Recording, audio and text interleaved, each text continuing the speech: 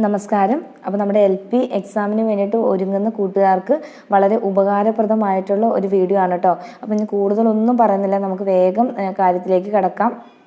എന്താണെന്ന് വെച്ച് കഴിഞ്ഞാൽ നമുക്ക് ഈ ഡേറ്റുകളൊക്കെ, അതായത് പഴശ്ശി കലാപം എന്നാണ് നടന്നത്, ആറ്റിങ്ങൽ കലാപം എന്നാണ് നടന്നത്, അതൊക്കെ നമുക്ക് ഡേറ്റുകളെല്ലാം ഓർത്തിരുന്ന് പഠിക്കേണ്ടത് അത്യാവശ്യമാണ്. ഡേറ്റ് ചോദിക്കാറുണ്ട്, അല്ലെങ്കിൽ എന്ത് ചെയ്യും, കുറേ ഓപ്ഷൻസിൽ എങ്ങനെയായിരിക്കും തരിക, ഇപ്പം ഓർഡർ ആക്കാൻ വേണ്ടിയിട്ട് അല്ലേ, നിവർത്തന പ്രക്ഷോഭം, ക്വിറ്റ് ഇന്ത്യ പ്രസ്ഥാനം, ആറ്റിങ്ങൽ കലാപം, എന്നിട്ട് ഇങ്ങനെ കുറേ തന്നിട്ട് നമുക്ക് എന്ത് ചെയ്യും, ഇത് ഓർഡർ അനുസരിച്ച് എഴുതാനായിട്ട് പറയും. അപ്പോൾ ഓർഡർ അറിയണമെങ്കിൽ നമുക്കിതെല്ലാം കൂടി ഒരു അവില് പരുവത്തിലായിരിക്കും നമ്മളിപ്പോൾ പഠിച്ചു വെച്ചേക്കുന്നത്. അപ്പോൾ അതൊന്ന് കറക്റ്റ് ഒരു ഓർഡറിൽ ആ ഡേറ്റ് ബേസിലൊന്ന് നമ്മൾ പഠിച്ചു വെച്ചാൽ വളരെ നല്ലതായിരിക്കും. അതാണ് കേട്ടോ ഇന്നത്തെ ക്ലാസ്സിൽ ഞാൻ കൂട്ടുകാർക്ക് പറഞ്ഞു തരാനായിട്ട് പോകുന്നത്. ഈ ഒരു ഡേറ്റ് നമ്മൾ പഠിച്ചുകൊണ്ട് പോയി കഴിഞ്ഞാൽ നമുക്ക് എങ്ങനെ വേണമെങ്കിലും എഴുതാനായിട്ട്, എങ്ങനെ ചോദിച്ചാലും നമുക്ക് എഴുതാനായിട്ട് സാധിക്കും. അപ്പോൾ ഇത് ഞാനിവിടെ എഴുതി വെച്ചിട്ടുണ്ട്. അപ്പോൾ പ്രത്യേകിച്ച് ടൈപ്പ് ചെയ്യാനൊന്നും നേരം കിട്ടിയില്ല, കാരണം കുറച്ച് ദിവസം കൂടിയല്ലേ ഉള്ളൂ.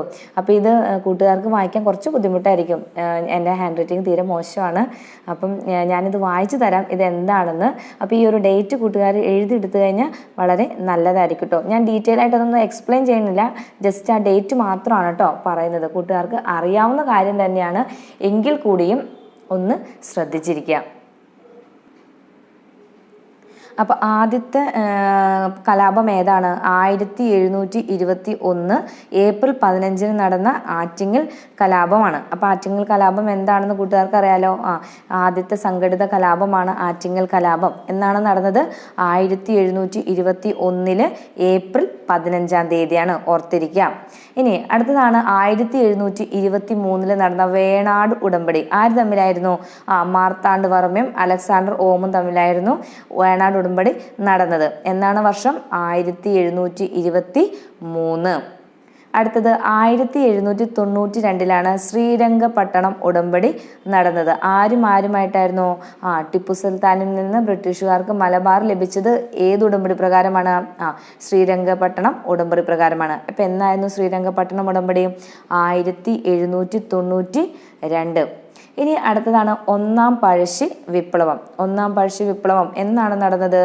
1793 മുതൽ 1797 വരെയാണ്. 18-ാം നൂറ്റാണ്ടിൽ നടന്നതാണ് ഒന്നാം പഴശ്ശി വിപ്ലവം. എന്നാണ്? 1793 മുതൽ 1797 വരെയാണ്. ഇനി രണ്ടാം പഴശ്ശി വിപ്ലവം എന്നാണ് നടന്നത്?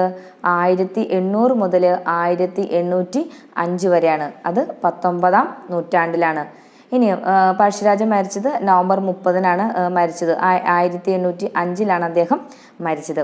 ഇനി അടുത്തത് 1809 ജനുവരി 11 കുണ്ടറ വിളംബരം നടന്നത്. ആരാണ് കുണ്ടറ വിളംബരം നടത്തത്? വേലുത്തമ്പി ദളവയാണ്.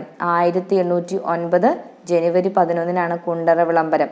കൊല്ലവർഷം 984 മകരം 1. സ്ഥലം എവിടെയായിരുന്നു? ഇളമ്പള്ളൂർ ക്ഷേത്രം, കുണ്ടറ. അടുത്തത് കുറിച്യർ കലാപം. കുറിച്യർ കലാപം എന്നാണ്? 1812 കുറിച്യർ കലാപം. എന്താണ് കുറിച്യർ കലാപം എന്നൊക്കെ കൂട്ടുകാർക്ക് അറിയാവുന്ന കാര്യമാണ് അല്ലേ. വട്ടത്തൊപ്പിക്കാരെ പുറത്താക്കുക തുടങ്ങിയ മുദ്രാവാക്യമൊക്കെ എന്തിലുള്ളതാണ്? കുറിച്യർ കലാപവുമായി ബന്ധപ്പെട്ടതാണ് അല്ലേ. 1812 കുറിച്യർ കലാപം. 1812 മെയ് 8 എന്താണ്? കുറിച്യർ കലാപത്തെ അടിച്ചമർത്തൽ, ലഹള അടിച്ചമർത്തൽ എന്നാണ് 1812 മെയ് 8. അടുത്തത് 1891 ജനുവരി 1 മലയാളി മെമ്മോറിയലാണ്. മലയാളി മെമ്മോറിയൽ എന്നാ കൊടുത്തത്? 1891. ആരായിരുന്നു നേതൃത്വം കൊടുത്തത്? GP പിള്ളയായിരുന്നു. ഇത് ആർക്കാണ്? ആ സമയത്ത് രാജാവ് ആരായിരുന്നു? ശ്രീമൂലം തിരുനാളായിരുന്നു. ദിവാൻ ആരാണ്? T രാമറാവു. എന്താണ്? 1891 ജനുവരി 1 മലയാളി മെമ്മോറിയൽ. GP പിള്ളയായിരുന്നു നേതൃത്വം വഹിച്ചത്. രാജാവ് ആരായിരുന്നു? ശ്രീമൂലം തിരുനാളായിരുന്നു. ദിവാനോ? T രാമറാവു ആയിരുന്നു. ഇനി 1896 സെപ്റ്റംബർ 3 ഈഴവ മെമ്മോറിയലായിരുന്നു. നേതൃത്വം കൊടുത്തത് ആരായിരുന്നു? ഡോക്ടർ പൽപ്പു ആയിരുന്നു. ദിവാൻ ശങ്കര സുബയ്യ. 1900 രണ്ടാം ഈഴവ മെമ്മോറിയൽ സമർപ്പിച്ചത് ആർക്കായിരുന്നു? കഴ്സൺ പ്രഭുവിനായിരുന്നു. ഓക്കെ. ഇനി അടുത്തത് 1916 പ്രഥമ മലബാർ ജില്ലാ കോൺഗ്രസ് ആയിരുന്നു. 1916 എന്നാണ് 1916 പ്രഥമ മലബാർ ജില്ലാ കോൺഗ്രസ് നടന്ന വർഷമാണ്. വേദി എവിടെയായിരുന്നു? പാലക്കാടായിരുന്നു. അധ്യക്ഷൻ ആനി ബസന്റ് ആയിരുന്നു. അടുത്തത് രണ്ടാം മലബാർ ജില്ലാ കോൺഗ്രസ് നടന്നത് എന്നായിരുന്നു? 1917, തൊട്ടടുത്ത വർഷം തന്നെ. വേദി കോഴിക്കോടാണ്.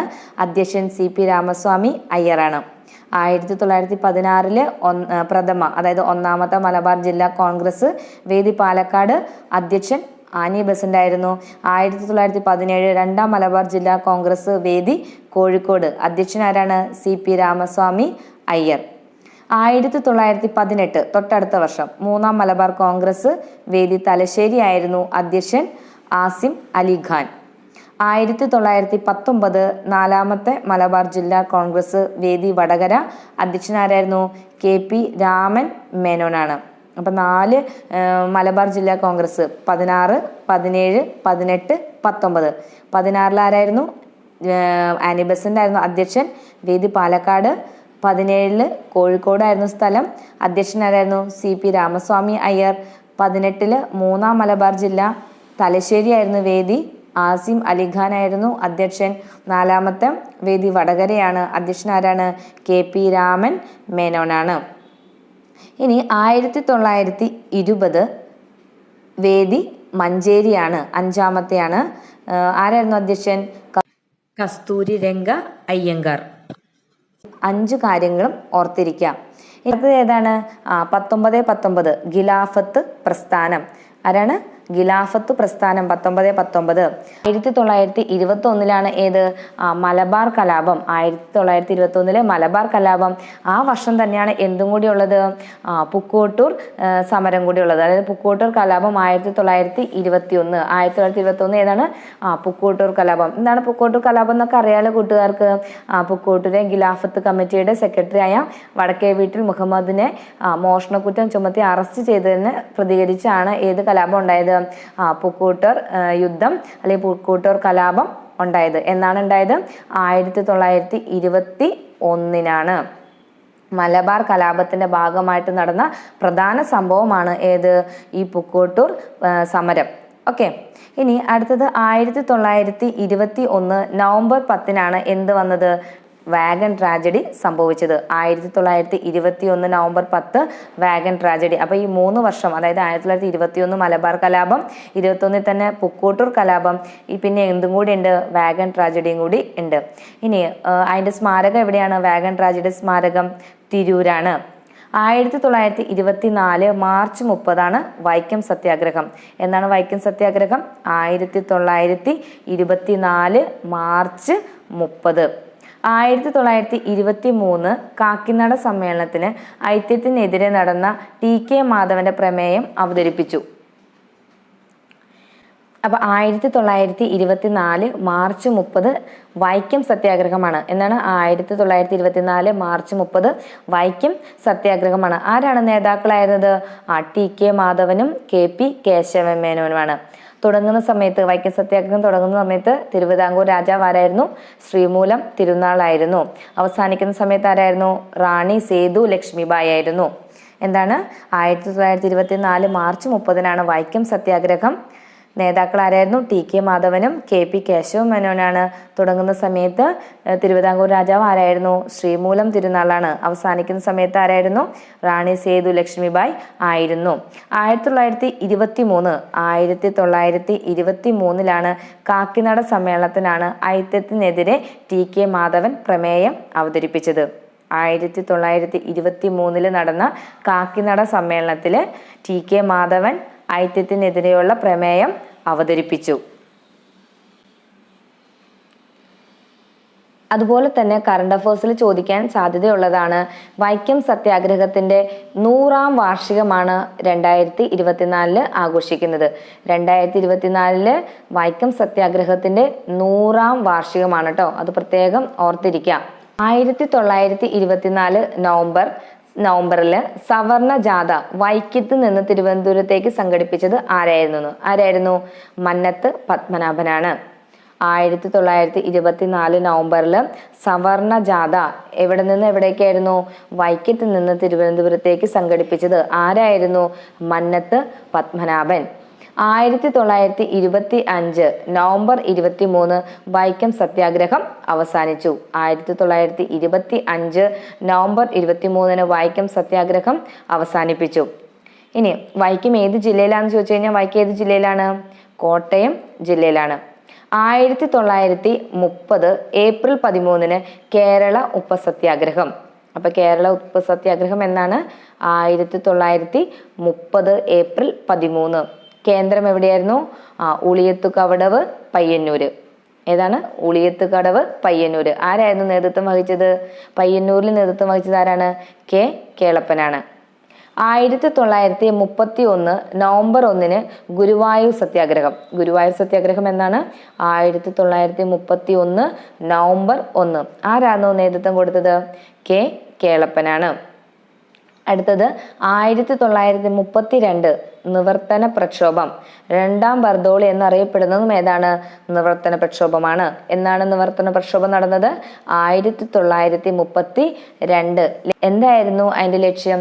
ന്യൂനപക്ഷ വിഭാഗങ്ങൾക്ക് സംവരണം വേണമെന്നായിരുന്നു. രാജാവ് ആരായിരുന്നു? ചിത്തിര തിരുനാളായിരുന്നു. നിവർത്തന എന്ന വാക്ക് ആരാണ് കൊണ്ടുവന്നത്, അല്ലെങ്കിൽ ആരാണ് പറഞ്ഞത്? IC ചാക്കോ ആണ്. അപ്പൊ 1932 നിവർത്തന പ്രക്ഷോഭം നടന്നത്. രണ്ടാം ബർദോളി എന്നറിയപ്പെടുന്നതും ഈ നിവർത്തന പ്രക്ഷോഭമാണ്. ലക്ഷ്യം എന്തായിരുന്നു? ന്യൂനപക്ഷ വിഭാഗങ്ങൾക്ക് സംവരണം. രാജാവ് ആരായിരുന്നു? ചിത്തിര തിരുനാളായിരുന്നു. നിവർത്തന എന്നൊരു വാക്ക് ഉപയോഗിച്ചത് ആരായിരുന്നു? IC ചാക്കോ ആയിരുന്നു. അടുത്തത് 1935 കോഴഞ്ചേരിയിലെ പ്രസംഗം നടത്തിയത് ആരാണ്? C കേശവനാണ്. 1935 കോഴഞ്ചേരി പ്രസംഗം നടത്തിയത് ആരാണ്? C Kesavan. 1936 Travancore public service commission നിലവിൽ വന്നു. എന്നാണ്? 1936 ട്രാവൻകൂർ പബ്ലിക് സർവീസ് കമ്മീഷൻ നിലവിൽ വന്നു. നിവർത്തന പ്രക്ഷോഭത്തിന്റെ ജിഹ്വ കേരള കേസരിയാണ്. നിവർത്തന പ്രക്ഷോഭത്തിന്റെ ജിഹ്വ ആരാണ്? കേരള കേസരി. 1936 വൈദ്യുത പ്രക്ഷോഭം നടന്ന ജില്ല തൃശ്ശൂരാണ്. നേതാവ് ഇക്കണ്ട വാര്യർ. 1936 വൈദ്യുത പ്രക്ഷോഭം നടന്ന ജില്ല തൃശ്ശൂരാണ്. നേതാവ് ആരായിരുന്നു? ഇക്കണ്ട വാര്യർ. അടുത്തത് 1936 തന്നെ നവംബർ 12 ക്ഷേത്രപ്രവേശന വിളംബരം. ക്ഷേത്രപ്രവേശന വിളംബരം എന്നാണ്? 1936 നവംബർ 12. രാജാവ് ആരായിരുന്നു? ചിത്തിര തിരുനാളായിരുന്നു. ദിവാൻ CP രാമസ്വാമി അയ്യർ. ആധുനിക തിരുവിതാംകൂറിന്റെ മഗ്നക്കാട്ട എന്നറിയപ്പെടുന്നതും ആര് തന്നെയാണ്? ഈ ക്ഷേത്രപ്രവേശന വിളംബരമാണ്. ആധുനിക തിരുവിതാംകൂറിന്റെ മഗ്നക്കാട്ട എന്നറിയപ്പെടുന്നത് ഏതാണ്? ക്ഷേത്രപ്രവേശന വിളംബരം. എന്നായിരുന്നു? 1936 നവംബർ 12. ഇനി 1947 ജൂൺ 2 മലബാറിൽ ക്ഷേത്രപ്രവേശന വിളംബരം നടന്നത്. ഡേറ്റ് ഓർത്തിരിക്കുക. 1947 ജൂൺ 2 മലബാറിലാണ് ക്ഷേത്രപ്രവേശനം നടന്നത്. അങ്ങനെയാണെങ്കിൽ കൊച്ചിയിൽ എന്നായിരുന്നു? 1947 തന്നെയാണ്. ഡിസംബർ 20 മാസം മാത്രമേ വ്യത്യാസമുള്ളൂ. ജൂൺ 2 മലബാറിലും ഡിസംബർ 20 എന്നാണ്? കൊച്ചിയിലുമാണ് നടന്നത്. 1941 ജനുവരി 26 കൊച്ചി രാജ്യ പ്രജാമണ്ഡലം വന്നു. 1941 ജനുവരി 26 കൊച്ചി രാജ്യ പ്രജാമണ്ഡലം വന്നു. ഇനി 1946 പുന്നപ്ര വയലാർ സമരം നടന്നത്. തുലാം 10 സമരം എന്നറിയപ്പെടുന്നതും ഏത് തന്നെയാണ്? 1946 പുന്നപ്ര വയലാർ സമരമാണ്. ആരായിരുന്നു ദിവാൻ? സർ CP രാമസ്വാമി അയ്യർ ആയിരുന്നു. ആരാണ്? CP രാമസ്വാമി അയ്യർ ആയിരുന്നു ദിവാൻ. മുദ്രാവാക്യം എന്തായിരുന്നു? അമേരിക്കൻ മോഡൽ അറബിക്കടൽ. ഇനി വയലാർ സ്റ്റാലിൻ എന്നറിയപ്പെടുന്നത് ആരാണ്? CK കുമാര പണിക്കരാണ്. എന്താണ് ഒന്നുകൂടി പറയാം. 1946 നടന്ന സമരമാണ് പുന്നപ്ര വയലാർ സമരം. ലാസ്റ്റ് നടന്നതാണ് അല്ലേ? 1946 പുന്നപ്ര വയലാർ. തുലാം 10 സമരം എന്നറിയപ്പെടുന്നു. ദിവാൻ ആരായിരുന്നു? CP രാമസ്വാമി അയ്യർ ആയിരുന്നു. എന്തായിരുന്നു മുദ്രാവാക്യം? അമേരിക്കൻ മോഡൽ അറബിക്കടൽ. ഇനി വയലാർ സ്റ്റാലിൻ എന്നറിയപ്പെടുന്നത് ആരാണ്? CK കുമാര പണിക്കർ. അപ്പം ഇത്രയും കാര്യങ്ങളാണ് ഞാൻ കൂട്ടുകാരോട് ഷെയർ ചെയ്യാനായിട്ട് ആഗ്രഹിച്ചത്. അപ്പോൾ ഇതൊന്ന് ഡേറ്റ് ഒന്ന് ഇതേപോലെ ഒന്ന് ഓർഡറിൽ പഠിച്ചു വെച്ചുകൊണ്ട് പോയി കഴിഞ്ഞാൽ നമുക്ക് എങ്ങനെ ചോദിച്ചാലും നമുക്ക് അതിൻ്റെ ഓർഡറിൽ എഴുതാനായിട്ട് സാധിക്കും. ഓക്കെ. അപ്പോൾ നമുക്ക് ഇനി ഏറ്റവും പ്രധാനപ്പെട്ട ടോപ്പിക്കുകളായിട്ട് വീണ്ടും കാണാം. Okay, thanks for watching.